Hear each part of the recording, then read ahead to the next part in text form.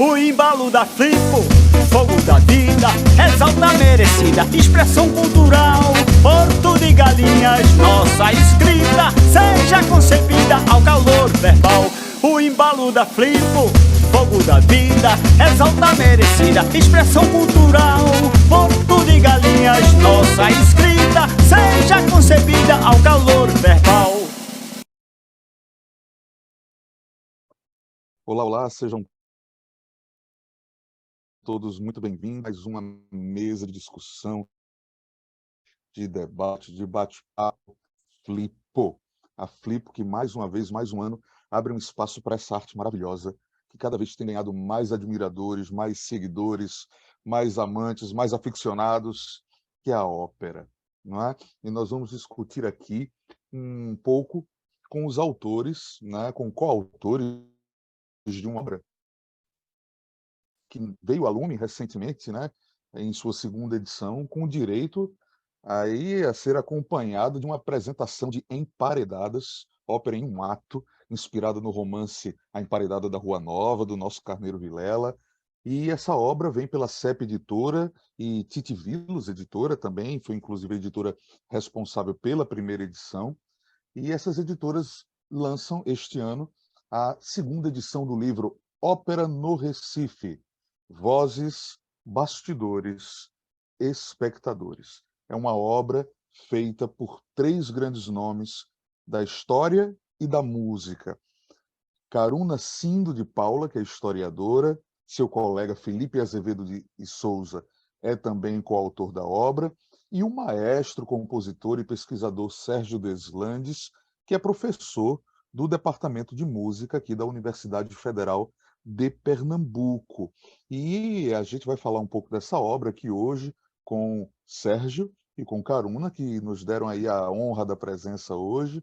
É uma obra que é fruto de uma extensa pesquisa, uma pesquisa que foi aprovada pelo Foucault Cultura alguns anos, em 2016, ganhou uma primeira edição, essa primeira edição já está esgotada, não adianta procurar, e agora vem aí com uma segunda merecida, né, edição para todos nós que somos ou aficionados como eu pela ópera, ou são amantes, estudiosos, pesquisadores dessa que, como disse o nosso grande Richard Wagner, é a Gesamtkunstwerk, é a obra de arte total, não é? Aí, é claro, a gente sabe que a história é algo que está em franco processo de escritura, então vamos conversar com Sérgio Deslandes e com Caruna Cindo de Paula. Sejam muito bem-vindos, meus queridos. Obrigado pela presença aqui na Flipo. Isso muito nos honra e que legal a gente poder trazer mais uma vez a ópera para a Flipo. Vou abrir aí para as saudações iniciais de Sérgio Deslandes e Caruna Cindo de Paula. Bem-vindos. Joia. Caruna, quer começar então? Primeiras damas? Obrigada, boa noite. Boa noite a quem nos assiste, bom dia, boa tarde. E, né, boa noite, gravamos durante a noite hoje. Então, é um prazer estar aqui com o Marcos e com o Sérgio, conversando sobre esse livro que é, para mim e para o Sérgio, um projeto que vem há anos, assim, desde 2015, que a gente está, né, conectado com essa ideia e vem desenvolvendo a pesquisa. E, enfim, vamos conversar. Vamos lá, só, né, inicio aqui falando do meu prazer por falar desse livro. Prazer é nosso, Caruna.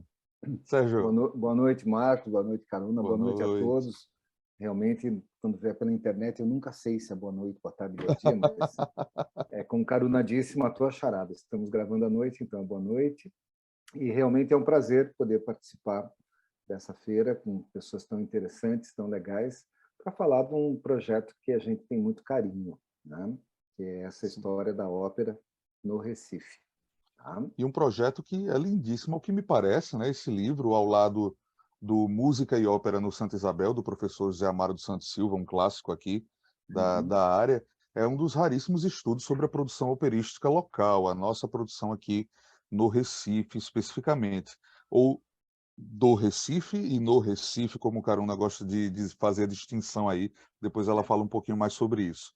E nessa segunda edição, vocês ampliam aí o resgate da cena musical erudita e operística nos séculos XIX e XX, que foi iniciado na edição anterior, na primeira edição. Então, eu começo fazendo duas perguntas. Uma é, como foi a gênese dessa pesquisa que resultou no livro? E a outra é o que é que essa segunda edição traz de novidade em relação à primeira. E aí, para os dois, vocês escolhem. Tá, então eu vou responder a primeira pergunta e Sérgio pode ficar com a segunda? Falando, né, Tá bom. sobre... Vocês bom, é que mandam aqui. tá. Eu acho que assim, é importante dizer que a primeira edição, né, foi lançada em 2018, como o Marcos já falou aqui, e essa primeira edição traz uma pesquisa iniciada ali um pouco em 2016. A gente consultou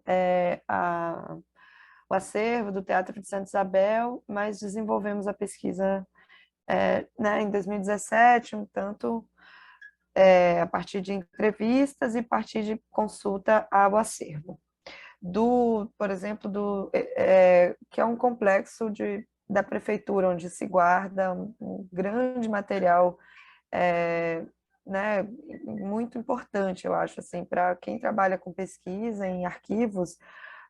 O Centro de Documentação Apolo Hermilo tem, né, eu acho que Sérgio pode também corroborar isso, assim, tem uma documentação muito, muito bem guardada e muito interessante. Diferente do Teatro de Santa Isabel, né, que foi uma tristeza para a gente quando começamos a desenvolver a pesquisa e pensamos em partir do Santa Isabel, porque ele tinha destaque inicialmente na nossa proposta de pesquisa, mas lá a documentação não está tão bem organizada, tem muita coisa que não está bem cuidada também.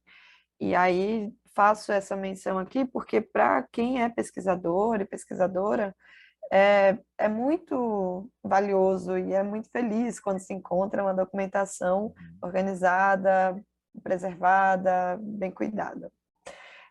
Bom, e aí também, a partir disso, posso dizer que essa pesquisa, né, no seu início, encontrou algumas dificuldades para que a gente pudesse desenvolvê-la pela falta de documentação, né? E aí a gente foi resolvendo isso a partir de entrevistas que nos levavam, né, a outras pessoas, a gente entrevistava uma pessoa que nos levava a outra, e às vezes essa pessoa tinha uma documentação pessoal quando se tratava de alguém que tinha participado de algum movimento, algum período da história da ópera aqui no Recife mais recente.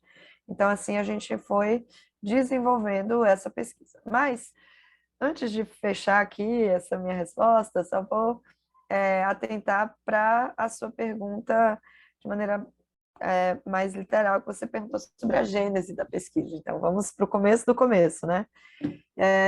E aí, assim, a gente aprovou um projeto de pesquisa no edital do Funcultura, que é o Fundo de Incentivo à Cultura do Estado de Pernambuco. O Funcultura, inclusive, é abordado em um dos capítulos do livro, que é, né, o centro aqui da nossa conversa, porque o Funcultura, através do seu fomento aos projetos culturais, movimenta nos últimos 15 anos, movimenta muito da produção operística aqui do Recife, e realmente produz uma diferença, assim, um marcador de diferença em relação à produção operística e ao consumo também, né? Já que tem mais oferta, tem outro consumo. Então, assim, a Funcultura tem essa importância para a nossa pesquisa, como também para a cena operística de forma geral. Foi o primeiro ano que se teve no edital uma linha de pesquisa. Então, esse foi o primeiro projeto de pesquisa em ópera aprovado pela Funcultura. Eu acho significativo porque essa é também, como você mencionou, a primeira pesquisa que dá conta de um recorte temporal que é bastante extenso, mas pela maneira como a gente organizou no livro essa pesquisa, e, né, também dada a pretensão e as nossas possibilidades narrativas, eu considero, como historiadora, que ficou bem a contento, assim. apesar de ser um grande recorte temporal, né, que vai desde o século XIX até o início aqui do século XXI. Bom, e aí, assim, aprovamos o projeto no edital do Funcultura, porque a gente, né, identificou que não havia uma pesquisa assim que desse conta, apesar de haver o livro do professor José Amaro, mas ele dá conta assim de um período do século XIX, né? E aí ele foca muito mais ali na construção do Teatro de Santa Isabel e os primeiros anos, assim, subsequentes à inauguração do teatro. Bom, agora eu passo a palavra para Sérgio. Tá. Bom, além desses dois trabalhos, ainda tem um que a gente está esquecendo, e que eu acho que por uma questão de justiça a gente tem que falar. O Valdemar de Oliveira, que foi muito importante no desenvolvimento da pesquisa, já tinha escrito algumas coisas sobre o teatro capoeira, e Valdemar, como era jornalista também, ele tinha uma coluna chamada A Propósito, e aliás, ele tinha várias colunas, e uma delas era sobre movimentos artísticos, então ele sempre falava também desses movimentos. A gente conseguiu chegar nesse material, acho que do meio para o fim, digamos assim, da pesquisa, né? Tanto que essa pesquisa eu continuo fazendo. Já publiquei várias coisas, mas sempre acadêmicas, sobre o Valdemar de Oliveira. E foi um momento de... Eu acredito, na verdade, Caruna pode me corrigir se eu estiver errado, que a pesquisa ela teve fases, né? Então, a gente aprovou o projeto e disse, beleza, vamos fazer. Vamos começar por onde? E aí fomos no Santa Isabel, e daí a gente não achava, e a coisa estava difícil. Aí passava aí uns 2, 3 meses, pô, não estamos achando nada, não estamos achando nada. Aí, como a Caruna falou, encontrava uma pessoa, mas tem fulano ali, opa, então está vivo ainda, porque a gente entrevistou pessoas da faixa dos 85 anos para frente. Sim, né? sim. O Pavarotti... E depois eu quero que você conte aquela história que deu origem à necessidade da segunda edição. Por favor, não deixe de contar. Tá. Aí a gente encontrou o Pavarotti pernambucano, né? Que era seu Hugo, e que, inclusive, ficou muito feliz de finalmente alguém ter ido entrevistar ele, né? Porque ele tinha uma carreira mesmo. Ele tinha o epíteto de Pavarotti pernambucano, e não era à toa, porque ele realmente cantava bem. A gente achou na casa dele, isso está no livro também, uma reprodução em tamanho natural dele, em papelão, que era o que ficava na porta da rádio, no programa do Castelão, né? Acho que era Castelão. Então, cada vez que ele ia se apresentar, eles colocavam aquela figura de papelão grande com ele, com cara de Frank Sinatra, assim, com o microfone, cantando. E a gente achou lindo isso e colocamos no livro, tá lá. Foi muito bom, ou seja, daí conversamos, daí ele disse, e tem o maestro Guedes Peixoto, que mora mais ou menos aqui naquela rua, vira à esquerda, entra por ali, pega ali, acho que é a 3ª ou 4ª casa. E lá ia gente de detetive. Entrava à direita, entrava à esquerda, via. Alguém conhece aqui, maestro Guedes Peixoto? Não, não conheço. Conheço, acho que é um senhor que mora ali naquela casa. Ou seja, Exatamente assim. Teve alguns lances assim. Que foram... A gente fez isso. A gente pesquisador fez isso. Garimpeiro mesmo, né? Garimpeiro mesmo, assim, mas esse fulano mora onde? Mora ali lá perto, não sei de onde. Lá ia a gente, pegava a bicicleta, ia lá. Pegava o telefone fixo, né? Assim, uma coisa que quem tem telefone fixo hoje, e aí a gente ligava para o fixo, e, enfim, esperava alguém atender. Né? E às vezes achava um irmão, sei lá, uma tia. Aí vinham as perguntas mais inesperadas e esperadas. Mas o que vocês querem falar com ele? Aí você explicar que está fazendo uma pesquisa sobre ópera. É um troço tão ET que teve altos momentos assim muito divertidos mesmo na pesquisa. E foi muito legal. Imagina. Que a gente foi encontrando essas pessoas, elas foram se sentindo valorizadas, isso foi muito bom. O seu Hugo Rezende, inclusive, isso é maravilhoso. O principal papel da vida dele foi o Pagliatti, né? Foi. Então, ele esteve, inclusive, na apresentação do Festival de Ópera, que ele estava lá e recebeu aquela homenagem, isso. Lindíssima. Então, eu estava lá também, eu pensei, o velhinho vai infartar, mas não infartou, porque ele estava firme e forte. Assim. Então, isso foi muito, muito, muito importante para a pessoa está no fim da vida e receber um reconhecimento desses. Eu achei muito legal. Verdade. Com o maestro Guedes Peixoto foi a mesma coisa. O maestro Guedes Peixoto, eu lembro que na primeira vez a gente queria ir, e a gente chegou lá, né, Caruna? E ele tinha feito o cabelo, sabe? Tinha se preparado todo, assim, porque né, tinha uma entrevista. Chorou quando lembrou de muita coisa, porque se emocionou muito. Então, tivemos momentos muito emocionantes mesmo na confecção do livro. E aí, você terminou? Eu só ia complementar. Fica à vontade, pode falar. Que para essas pessoas era muito significativo serem procuradas para falar sobre isso em suas vidas, porque diferente de Guedes Peixoto, que de fato, né, assim, acho que sua ocupação profissional, maestro, e enfim, sua ocupação profissional ao longo da vida foi, né, junto às orquestras, enfim, ele foi maestro aqui, né, da Sinfônica. Sinfônica, isso. Então, mesmo ele, essa relação com a ópera e a sua participação em montagens de ópera, seja montagens que foram feitas por um grupo conhecido como Teatro de Ópera no Recife, de Pernambuco. De Pernambuco, top. Isso, o top, Teatro de Ópera de Pernambuco, que fazia que era um grupo daqui e que fazia montagens de ópera, né, aqui, com a Orquestra Sinfônica, no período em que Guedes Peixoto era o regente, enfim, da orquestra. Então, essa relação com a ópera foi pontual em sua vida, né? Para outras pessoas, como Hugo Rezende, dentista, essa relação com o canto e daí com a ópera também não era a sua ocupação profissional central. Então, muitas vezes isso era algo que eles tinham como parte especial da sua vida, mas por não ter sido assim tão central, acabava não tendo tanta importância, tanto destaque. E aí essa entrevista, as nossas entrevistas, né? E essa oportunidade de trazer uma narrativa sobre essa relação dessas pessoas. Eu estou dando esses dois exemplos, porque já foram mencionados aqui, mas dessas pessoas com a ópera, era dar um olhar para algo que para essas pessoas era muito especial, que não era olhado comumente ou geralmente, enfim.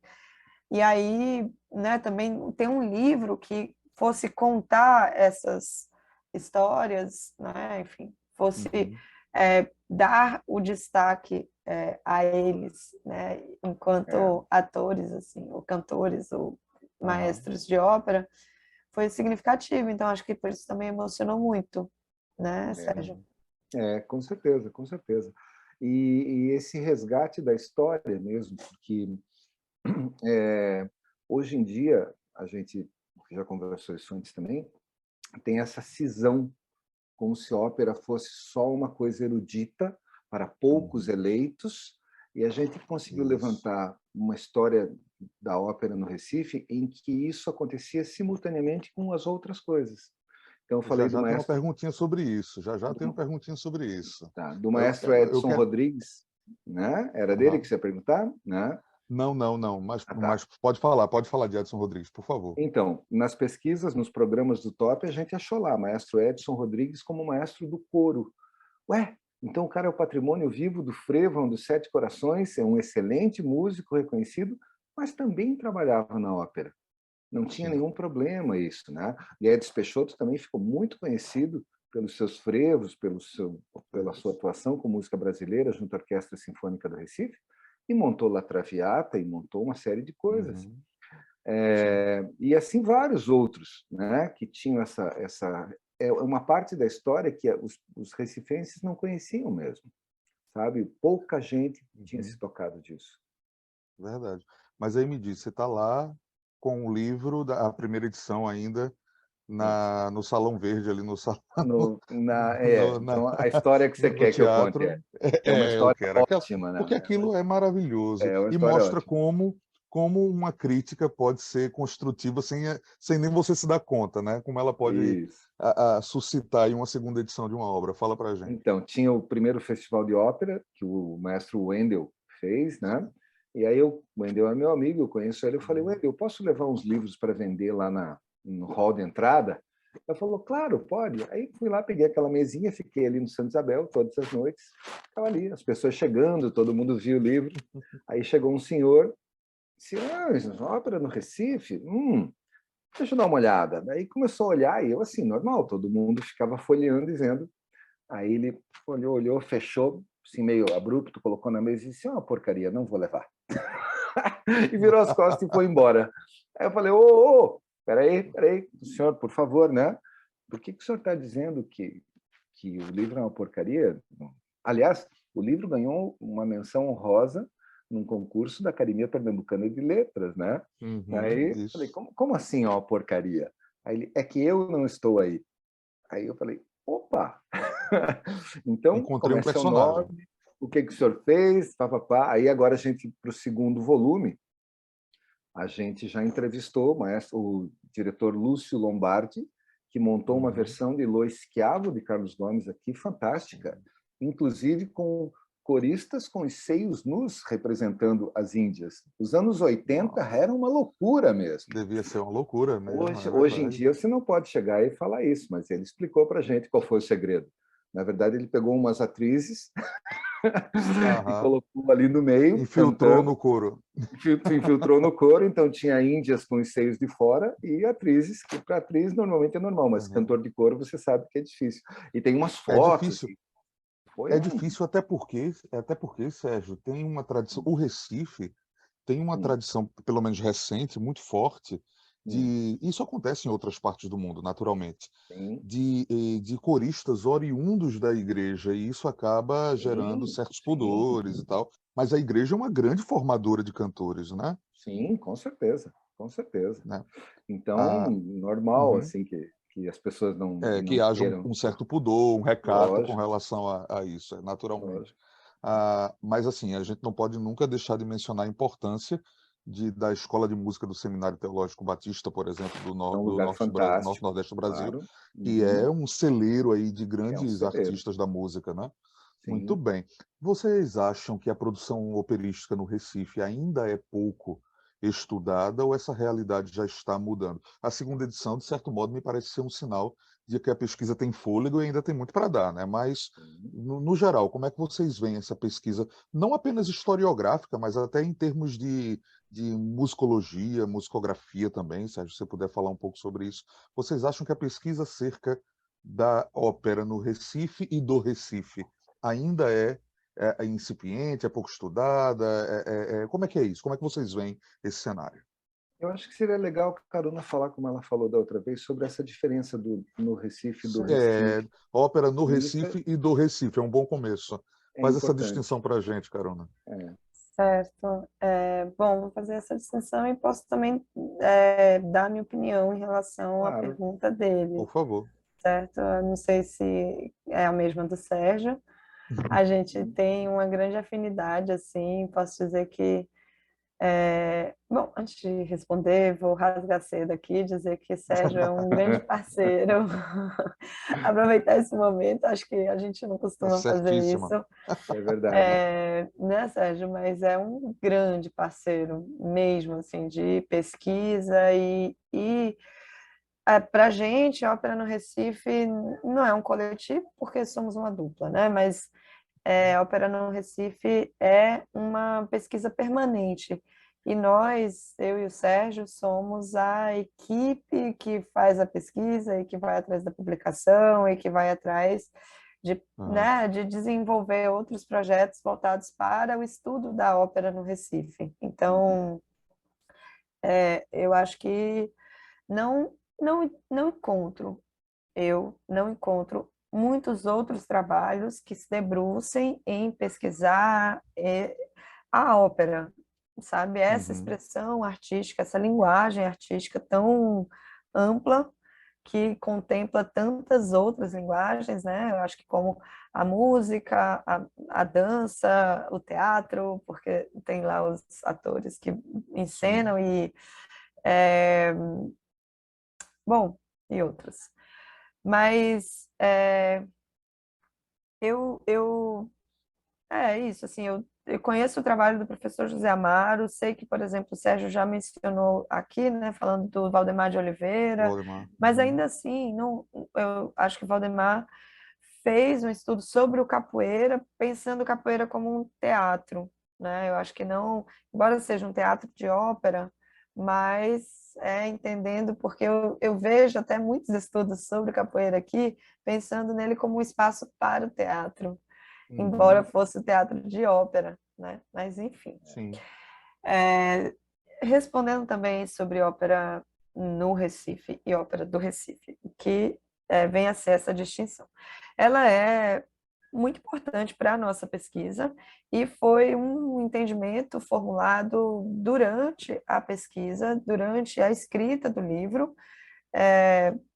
e que nos ajudou a organizar o conjunto de montagens que né, se tem aqui, enfim, e que foi uma chave de pesquisa, assim, sabe, para mim e para o Sérgio, porque o que significa ópera no Recife e ópera do Recife.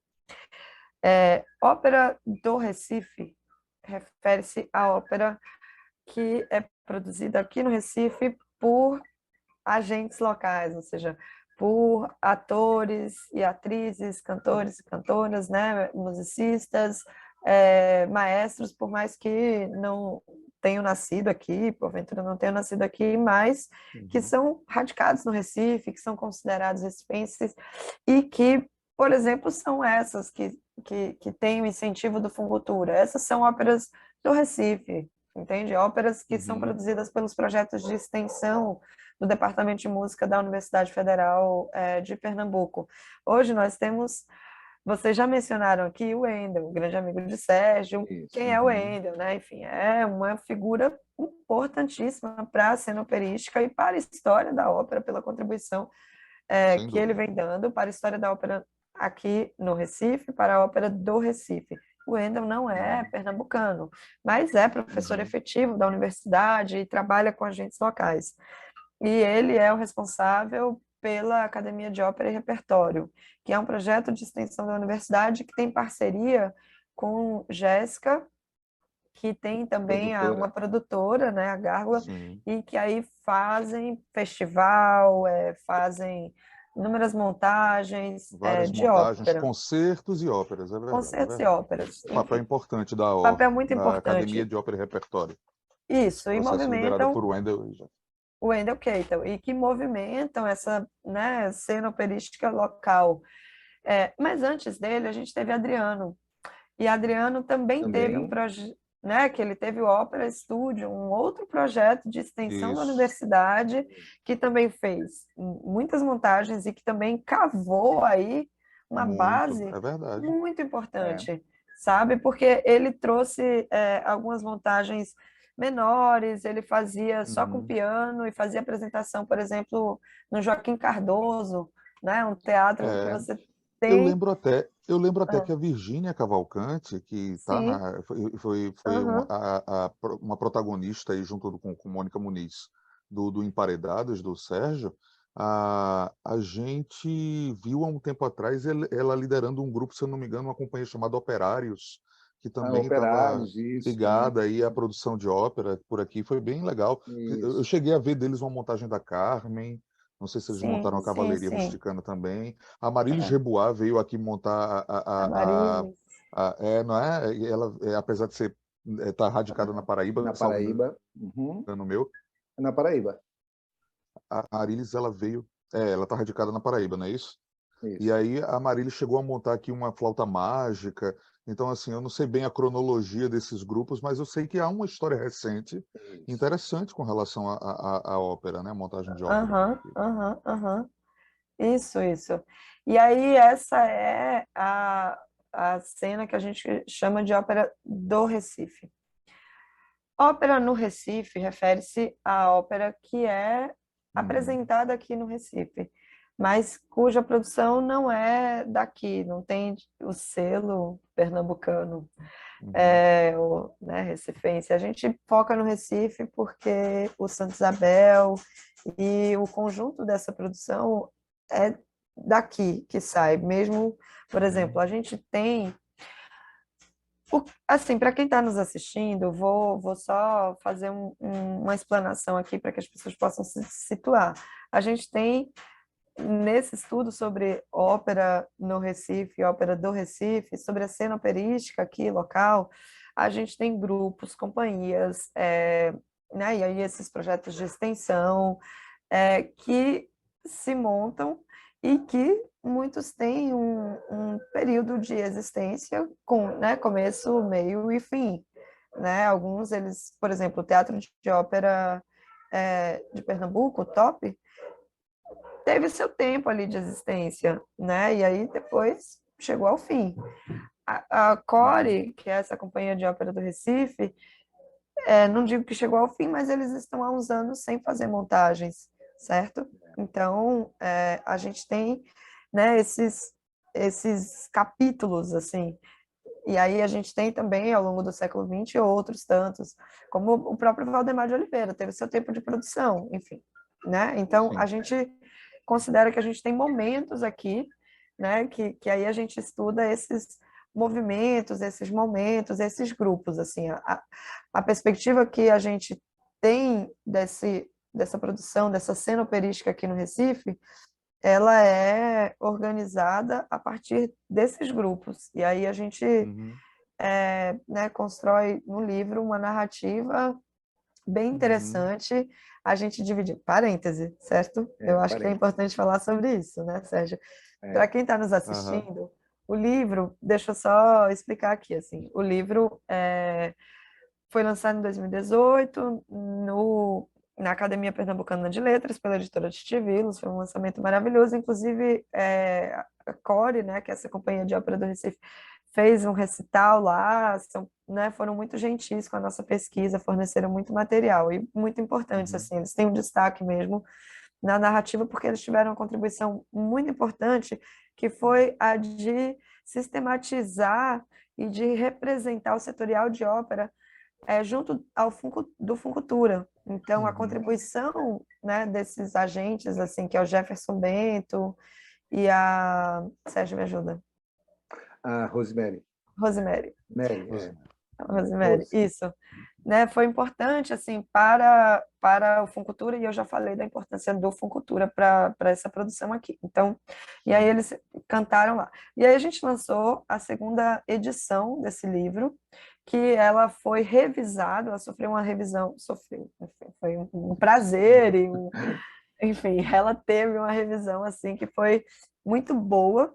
Então, a gente tem uma segunda edição desse livro, revisada, levemente ampliada, mas ela foi sobretudo revisada, porque como nós temos em vista um segundo volume a ser lançado, também fruto de um projeto que foi financiado, né, pelo Funcultura, então nós deixamos o que não pôde entrar nessa primeira edição para a segunda, certo? E aí, como que está organizado esse livro? Vamos lá, Sérgio, também vamos falando aqui. Eu sei que ele tem uma estrutura, eu sei que ele tem uma estrutura de libreto, né? Ele tem meio que uma estrutura de ópera. Na verdade a gente para pensou até saber numa como ópera. é que foi essa estruturação. E depois eu tenho não esqueça, Caruna, de me permitir uma provocação também para você dessa vez. Mas vamos lá. Diga lá, Sérgio, como é que ficou essa questão da estrutura, a escolha da estrutura de uma ópera para o livro? Como é que foi isso? Brainstorm. A gente realmente tem eu acho legal de trabalhar com Caruna também, agora é a minha vez de rasgar a seda, né? É porque uma coisa que funciona muito bem é que às vezes ela embarca nas viagens também, né? Então eu viajo muito. Parceiro assim é bom demais. Você está trabalhando sério, está pesquisando, está vendo o negócio, e de repente surge uma ideia daquelas bem malucas, e foi mais ou menos isso. Falei, se a gente organizasse como uma ópera? Então, os prefácios, por exemplo, é o primeiro sinal, segundo sinal, terceiro sinal, aí tem um prólogo. A gente fez bem no esquema da ópera mesmo, primeiro ato, segundo ato, terceiro ato, e um libreto no fim, que é uma parte mais explicativa sobre questões de ópera em geral, assim. Foi bem Maravilha. Foi bem legal isso, porque foi uma charme, forma né? que um charme, ao Isso mesmo tempo dá muito charme, fica encantador o livro nesse a sentido. forma que a gente encontrou de como pegar esse conteúdo, como eu disse, né, assim, como compor uma narrativa e alinhavar, né, esse nosso estudo que traz ali século XIX, e aí a gente foi fazendo capítulos, mas esses capítulos eles conseguem estar conectados, né, a partir dessa perspectiva assim de que, né, são sinais e são atos. A gente convidou o filho do Hugo Rezende, que é Antônio Paulo Rezende, ninguém menos do que Antônio Paulo Rezende, que é um grande historiador, assim, ele Sim. tem livros sobre a história do Recife que são bem conhecidos, ele já desenvolveu projetos com a prefeitura do Recife sobre, né, o Recife, então, e ele foi meu orientador no mestrado, então, assim, a gente convidou ele, foi uma honra ter um dos sinais escrito por ele. Escrito por ele, que O maravilha. outro foi Sérgio Barza, que Sérgio também... Barza, que é o principal pesquisador do Conservatório Pernambucano de Música, e um figuraço, também muito empenhado, que comprou a ideia, achou legal e o tempo todo Isso. está Sim. E é ele que chama o material de vocês de raríssimo, viu? É no sinal dele que tem isso aqui. Isso aqui é raríssimo. Olha só. Então, ele foi importante também, né, para a nossa pesquisa, ele deu sinais, ele deu Que legal. indicativos, assim, de pessoas que a gente podia conversar. uma Mas só pra... memória daquelas, desculpe, só um Isso. parênteses, memória daquelas assim, não, mas tem, inclusive tem uma que vai entrar no segundo volume agora, porque a gente também, quando vai fazer a pesquisa, só coloca o que a gente encontra efetivamente, porque às vezes a pessoa tem uma memória, mas a memória não é bem memória. E Sérgio Barza me falou de uma montagem de Hansel e Gretel, que teve aqui em 1968, que a gente não achou nada ainda, mas eu estou procurando porque deve ter, porque a memória dele é impressionante. Ele ia falando Nem que as coisas. seja alguém que foi e o programa ficou dentro do livro que está na biblioteca de alguém. E nós vamos achar esse programa. Desculpe, Caruna, interrompi um pouquinho. Não, só era para concluir que eu acho que eu acabei, né, falando sobre o livro, né? E para concluir, né, uma explicação aqui sobre a ópera no Recife, que é justamente essa ópera de fora que vem se apresentar aqui, essa ópera né, das companhias italianas que vieram no século XIX, essa ópera da parceria que o Teatro de Santa Isabel teve na gestão do Valdemar de Oliveira lá. O Teatro Municipal do Rio de Janeiro, se juntaram óperas aqui. Isso, então assim, a gente tem uma diferença entre, né, temporadas de ópera de fora, que né, vêm e ficam aqui, e de ópera produzida aqui. Se bem que ultimamente a gente não tem tido ópera de fora se Eu acho que a última que me vem à memória agora que eu tenho assistido no Santa Isabel foi uma montagem do Barbeiro de Sevilha. Em desenho animado. Em desenho animado, que teve aquela questão da interação toda com a tecnologia. Isso. Mas Antes também teve disso, o cientista que foi teve, coro da universidade. Mas é né? antiga, né? É antiga, assim. Isso é 2015, né? Antes da pandemia. Eu acho que nos anos 2000 ainda tinha algumas. Eu acho que veio um pessoal de Brasília aqui montar La Bohème. Foi uma montagem muito bonita também, muito bem feita. A participação dos meninos cantores de Olinda no coro infantil foi bem bonita aquela La Bohème. Tá? Olha, vai anotando aí, né? Vou anotar aqui porque a regente do Cantor de Olinda canta comigo e ela não me contou isso. Vou pegar ela. Pois teve. Tenho certeza de que o coro infantil foi com os meninos cantores de Olinda, que eu fiquei todo orgulhoso na época deles cantando lá com o Parpignol no segundo ato da Bohème. Joia, lembro, legal. Sim. E aí, Caruna, será que a gente não pode entrar em algum momento, e eu espero que sim, numa ópera que não seja nem do Recife, mas uma ópera recifense em breve, quando você tem uma Milena Marques escrevendo um libreto a partir de uma obra de Carneiro Vilela, com música de Sérgio Deslandes, eu acho que a gente já começa a impregnar a ópera com um DNA muito nosso, não é não? Eu acho que sim, e eu acho que a tendência ou melhor, eu espero que vire tendência, né? Eu espero que Oh, isso, no que depender de mim, vira, viu? né? Olha, já tem uma experiência disso com o Antônio Madureira. Ele Uhum. escreveu a opereta do Recife, que foi com o verso do Carlos Pena Filho, né? Sim, E eu Só que que é acho esse que CD maravilhoso. é O muito soneto do Desmantelo raro. Azul é de uma musicalidade lindíssima. O cantarolo Isso. virou, mexeu. É lindo. Levino também, né? Que Armando Lobo montou. Levino, Armando Lobo também está Armando usando agora, Lobo, fez outro aquele nome episódio maravilhoso. do Levino da Conceição, que estava ah, cataléptico e acordou no seu é, velório, né? aham, E aham. agora ele fez uma sobre Dadá, a mulher de Corisco, que foi Olha apresentada aí. semana passada no Rio de Janeiro, né? No Boa. A Ou Não é, gente seja, não é, teve não é Júlia a delicioso a gente ver isso Tecelã também, acontecer? né? Júlia Jill Tecelã, música de Wendell, Wendell Kettle, Wendell, né? isso. É, Maravilha. Isso. Eu acho que o libreto é dele também. eu acho que Ah, sim, acho que sim. É, Uma é é, dele. encomenda. É. pois é. Isso é maravilhoso, a gente ver uma ópera com o nosso DNA nascendo, né? É. E acontecendo. Isso é muito legal. E assim, eu adoro estar participando, porque eu também sou libretista e o povo da literatura tem que produzir para ópera, sim. Isso. Ah, Sérgio, Hum, me diz uma coisa. Quando se pensa em ópera do Recife, no Recife, recifense, esse papo que a gente estava tendo agora há hum, pouco, quase que automaticamente a gente fala com justiça e com razão, primeiro em Euclides Fonseca, depois em Valdemar de Oliveira, que inclusive é a sim. especialidade sua. Mas a gente sabe que nem é só isso, nem tampouco para por aí, né? A gente já falou um pouco, né, de alguns esforços locais, como é o caso da Academia de Ópera e Repertório com o Wendel, né, outros esforços com a Virgínia e o Operários, toda essa movimentação. E eu citei agora há pouco a Milena, que participou com você de As Emparedadas. Enfim, que contribuições, para além dos baluartes importantíssimos, que são Euclides, Valdemar, né?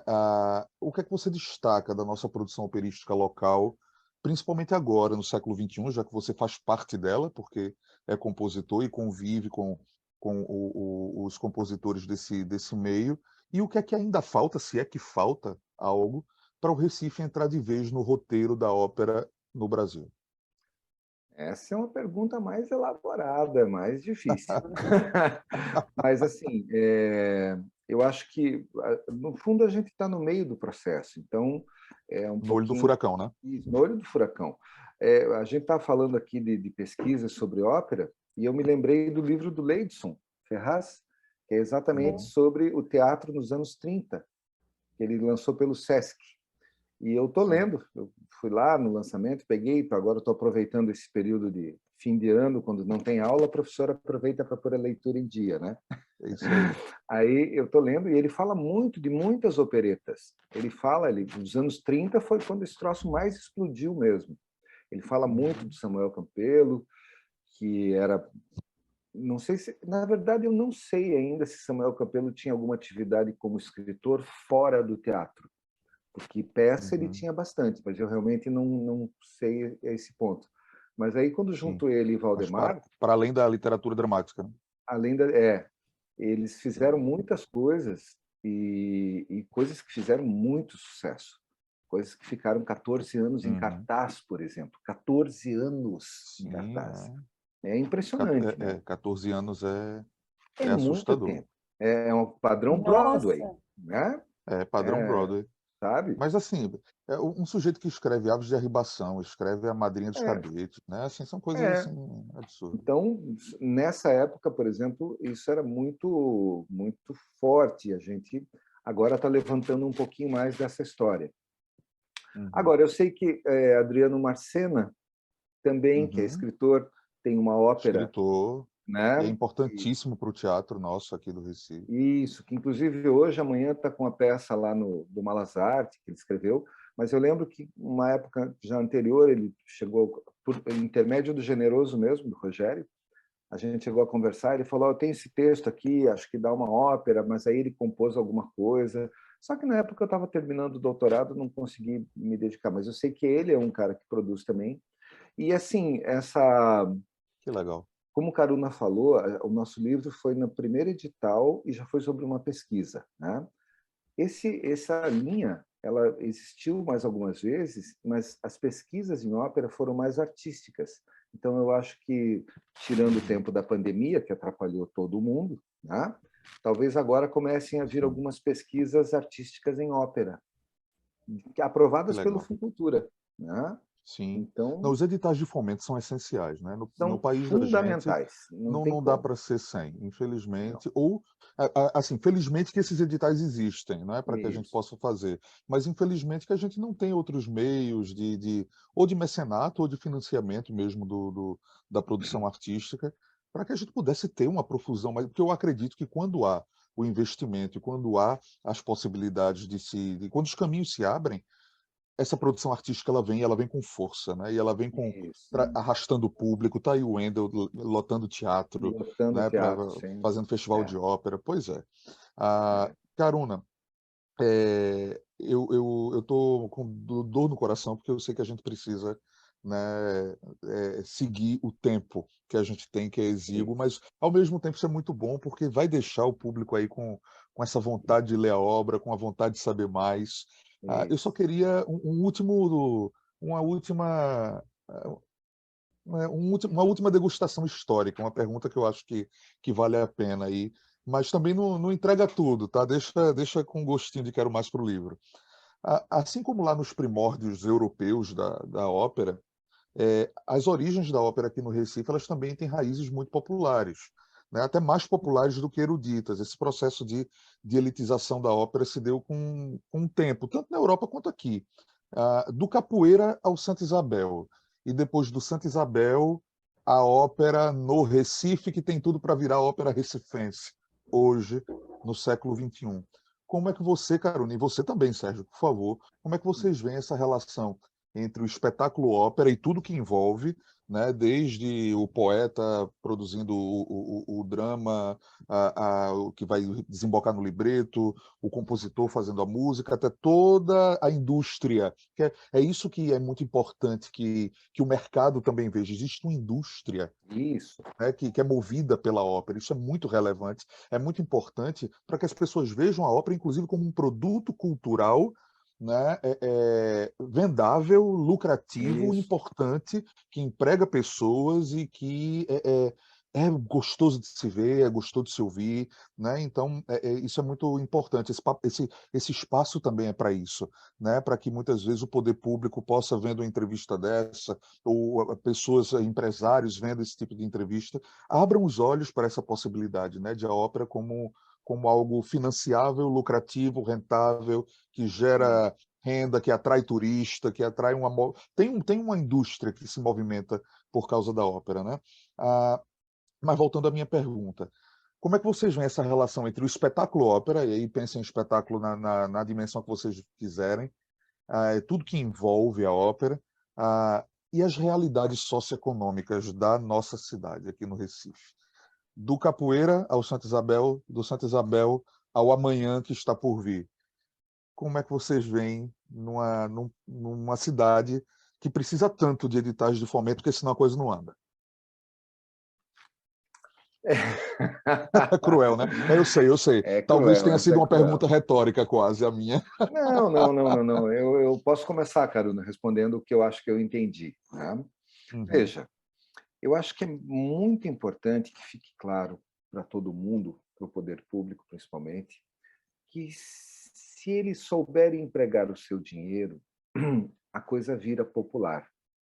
Então, se uhum. qualquer pessoa que produz ópera ganhasse 10% do dinheiro que é gasto no carnaval, a gente fazia uma ópera por mês, né? E o Verdade. poder público é que banca o carnaval, né? Então, eu acho importante que se faça um edital de fomento, mas o valor que é dado para a ópera faz mais de 10 anos que não sofre alteração. Então, a É gente está verdade. sempre sofrendo para fazer, tentando manter o padrão de qualidade, e estou falando por Wendel aqui, porque eu sei o quanto ele Uhum. sofre para, pelo mesmo Muito. valor, conseguir manter o padrão de É um qualidade guerreiro, é que um ele guerreiro. Não, apresenta. tira leite, ele e Jéssica tiram leite de pedra. É. Então, se mesmo que a cidade tenha muitos problemas, até estruturais, como saneamento básico, queda de barreira e uma série de outras coisas, eu acho que isso não impede, por exemplo, que se tenha carnaval. Então, não deveria impedir do mesmo jeito que se tivesse ópera, que se tivesse concerto, porque a cultura também faz sobreviver. Na verdade, às vezes, a cultura é o que faz a gente sobreviver mesmo. A pandemia provou isso, né? A pandemia provou isso cabalmente, assim. Né? Exatamente. Você tinha que se refugiar em música, em pintura, em literatura, você tinha que ter arte para viver. Então, eu acho importante que não só os empresários, porque esses também precisariam entender da importância de você usar, no caso, a palavra certa é usar mesmo, você usar um espetáculo desse para você mostrar para todo mundo que você não é um ganancioso sem vergonha que só quer lucrar.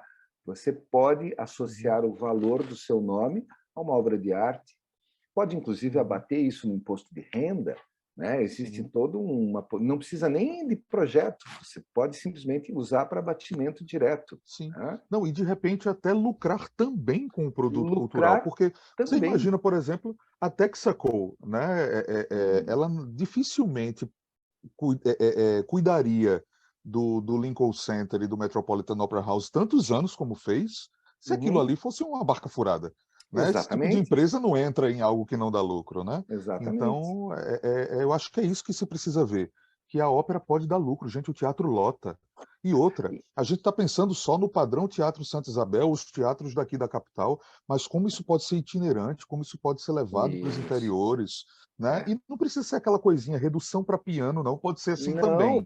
Mas você pode levar com orquestra, com todo mundo, né? Você pode levar. Com todo o corpo da ópera.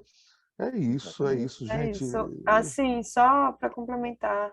Por favor, Caruna, o tempo é cruel com a gente, mas vamos lá. É cruel, mas vamos só dizer que o Teatro de Santa Isabel é uma obra do século XIX, mas que a gente usufrui dele até hoje, e ele continua sendo central, é impressionante, né? Mas como é um teatro que continua sendo central enquanto equipamento cultural e enquanto palco para os maiores eventos, seja de música, de dança, de teatro ou de ópera aqui no Recife. Então, e aí ele foi construído, né, respondendo aquela sua pergunta inicial, ele foi construído no meio do século XIX, num processo de urbanização do Recife, né, no qual vieram vários engenheiros, inclusive Vautier, que enfim, é o né, assim, responsável. Que nunca viu o teatro pronto, inclusive, né? Essa é uma parte curiosa da história. Ele fez todo o projeto, foi embora.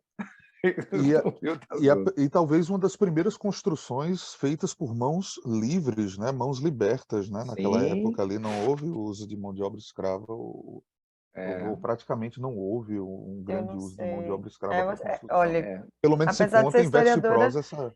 é uma informação que eu não tenho, porque até pelo período a gente ainda, né, tinha a gente tinha escravidão plena e assim, pelo menos é se conta difícil, nas visitas. Vale a pena pesquisar isso aí, Caruna. Nas visitas guiadas de Santa Isabel chegam a dizer mesmo, não foi construído por mãos libertas isso aqui. Eu digo, poxa, em 1865, por aí, né? É uma coisa quase impensável. 50, imagina. Pois é. Acho bem difícil. Mas, enfim, e aí ele vem para ser esse contraponto ao capoeira, que era um teatro popular, o teatro era chamado de capoeira até pelo seu aspecto, assim, tem a ver com o seu gestor, mas também era conhecido como um teatro com muitas pulgas e com, né, assentos já maltratados, e aquele teatro que no nosso imaginário remete aos teatros medievais, assim, aqueles espaços no qual você tá ali, de repente sai um porco, a última moda de Paris. Algo assim. Mas, enfim, e aí o Santa Isabel era aquele espaço da elite, aquele espaço no qual a gente iria receber o que havia de mais moderno sendo produzido na Europa, moderno na época, né? Enfim, aquilo que circulava pelos salões, grandes salões europeus. Então, ele vem com essa proposta. Tomando champanhe frisante nas frisas. Né? Isso, enfim, exatamente. Ele vem com essa proposta, mas nem por isso o Santa Isabel também deixou de ser um espaço frequentado Não, ele é um por outras espaço classes primoroso sociais para a também, gente, sabe? importantíssimo. Então, é isso. É Bom, verdade, é verdade. É isso, eu lembro inclusive de ter, eu brinco com o pessoal que é da música aqui, que eu acho que eu fui uma das pessoas que mais cantou Carmina Burana aqui na cidade. Eu estava no coro em praticamente todas as apresentações da Carmina Burana, que apesar de não ser uma ópera, ser uma Aham, cantata cênica, né, já foi é, muito apresentada aqui no Recife, e ela sim, tem um apelo popular muito grande, e todas as vezes o teatro lota, né? Teve uma todas. situação com Osman Joya, regendo a Sinfônica do Recife. Eu lembro, foi mais Flávio Medeiros que preparou o coro naquela ocasião, e a gente apresentou a Carmina Burana, o coro universitário da UFPE, e o teatro abriu uma exceção que eu nunca vi acontecer, para que as pessoas ficassem no corredor, em pé, porque Nossa, assim teve caravana e não tinha mais lugar. Né? O Santa Isabel tem uma limitação de 800 lugares no máximo. Hoje eu acho que menos, porque 700 e todos pouco agora. 700 e pouco, né? Então, eu imagino que foi uma exceção das exceções abertas naquele momento, porque tinha ônibus parado na Praça da República, com o pessoal querendo consumir música erudita, sabe? É, Então, acho que então, é isso isso é que o pessoal importante. precisa ver, É, né? Pois é. Sérgio, muitíssimo obrigado. Caruna, muito obrigado. Não somente por esse bate-papo maravilhoso, por essa entrevista, mas pela relevância do trabalho de vocês, pela relevância da pesquisa, pela luta incansável. Eu sei que essa coisa de pegar a bicicleta e bater na porta da fonte histórica para buscar ali, isso é uma pequena demonstração de como é fazer produção científica nesse país, o é, que é fazer produção cultural também nesse país, além de tudo que a gente conversou aqui. Eu espero que é. daqui para frente os nossos gestores em todas as esferas, municipal, federal, tenham a sensibilidade de olhar para a cultura com o carinho que ela merece, porque ela é sim salvadora. E a É, arte salva, a arte liberta, a arte instrui, a arte educa, e é para isso que a gente está aqui, né? Para tá colaborar certo. e dar colocar o nosso tijolinho nisso. Gente, muitíssimo obrigado. A Flipo agradece, a Câmara Brasileira de Desenvolvimento Cultural agradece imensamente, e você que está aí nos assistindo, continue com a gente, acompanhe a programação da Flipo. Obrigado, Sérgio. Obrigado, Carona. Valeu. Até lá. Obrigado, Luiz. obrigada, Valeu. Marcos. Até a Obrigadão. próxima. É.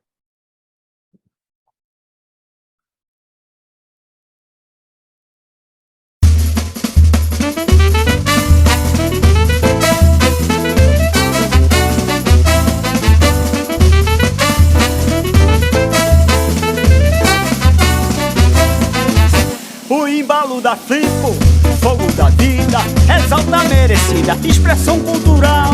Porto de Galinhas, nossa escrita, seja concebida ao calor verbal.